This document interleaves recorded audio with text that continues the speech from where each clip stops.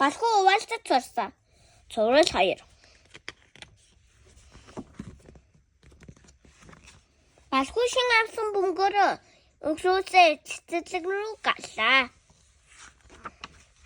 Ахан балхуугийн дэрдэн нэрээд би чамтай тоглож болох уу гэж асуув.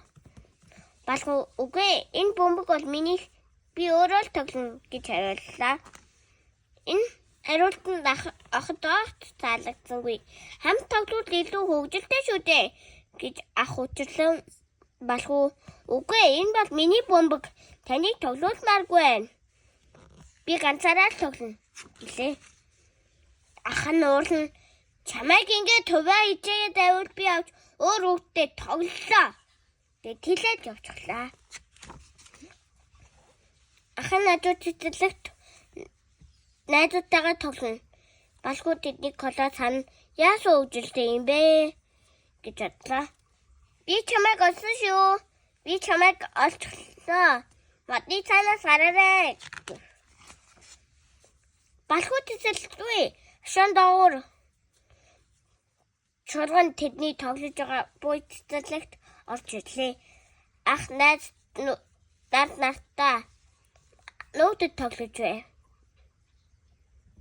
4, 5, 6 гэд ах нь тоолж эхэллээ.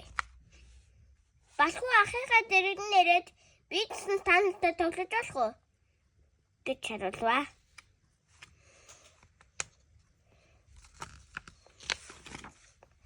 Ах нь яагаад чамайг тоглуулна гэж чи намайг шинэ бөмбөгөөрөө тоглуулахгүй үстэй. Санаж байна уу? Гэлээ. Балхуу ахаасаа удлахгүй удаарай ахаа. Би дахиад хэзээч тэгж чамайг бодохгүй.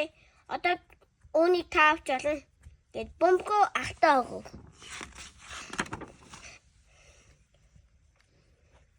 Балхуу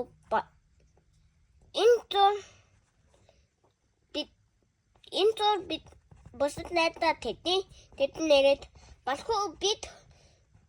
балхуугийн дэрэгдэн нэрээд балхуу бид чиний бөмбөгөөр тоглож болох уу гэж асуув.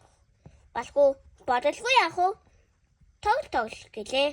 Бяцхан нугас балхуу чи нэрээ үнэхээр сайн найз юм аа гэлээ. Тэд бүгдээрээ хамтдаа аргагүй бөмбөгөөрөө тоглож эхэллээ. Балхуу тоглож байхдаа бусдаа хуваалцах хамтрах нь үнэхээр сайн юм аа гэж бодноо. Юу болсон бэйг ойлгож авчиж байгаарай хүүхдүүдээ.